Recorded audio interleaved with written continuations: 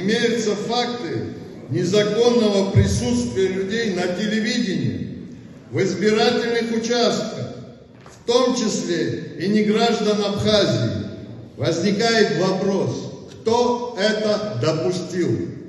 Мы все были свидетелями вот этого позорища с 3 гражданами, которые занимались здесь фактически уголовно наказуемым деянием. И вместо того, чтобы абхазская власть, соответствующие структуры возбудили бы на них дела, их выпроводили туда, за псов, откуда они начали писать жалобы, якобы здесь с ними обошлись как-то не по закону. Пускай спасибо скажут, что по-другому не обошлись.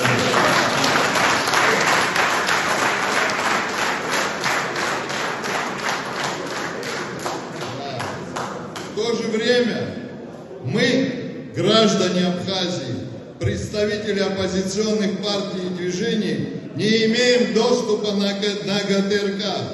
Вообще я не сомневаюсь, что наш сегодняшний съезд хоть в каком-то виде покажет на ГТРК. Анонимные каналы, как всегда, обольют грязью, это уже очевидно.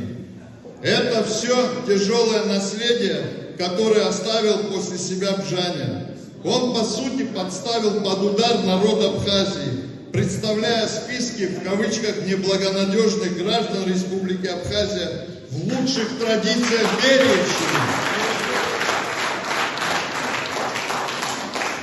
И это факт.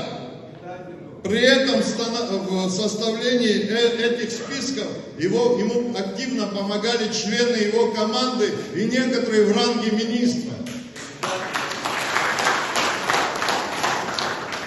Мы хорошо помним эту грязную историю с Пицунской госдачей.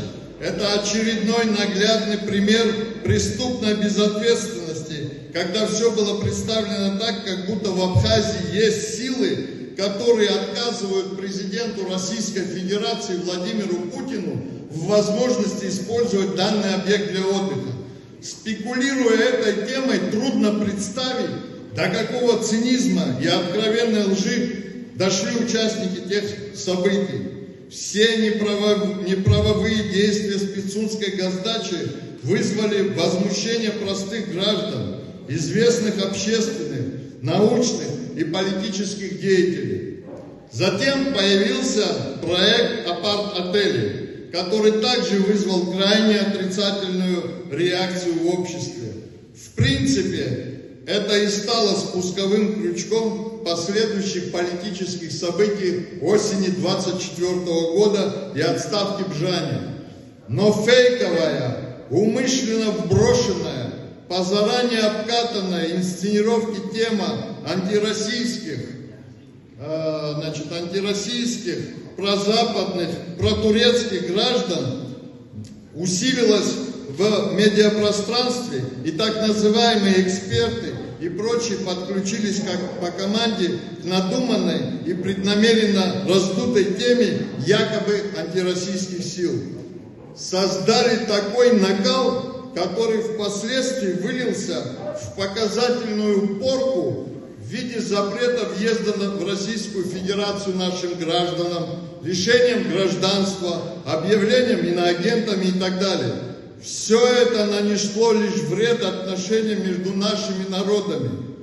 Почему абхазский народ, традиционно поддерживающий взаимоотношения Абхазии и России, вдруг по чьей-то прихоти превратился в кавычках в антироссийские силы, о которых вещали СМИ Российской Федерации? И при этом никто и никогда ничего подобного в нашей стране десятилетиями не замечал.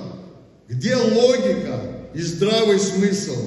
Путем подобного оболванивания людей только наносится непоправимый ущерб нашим союзническим отношениям, к которым мы шли годами.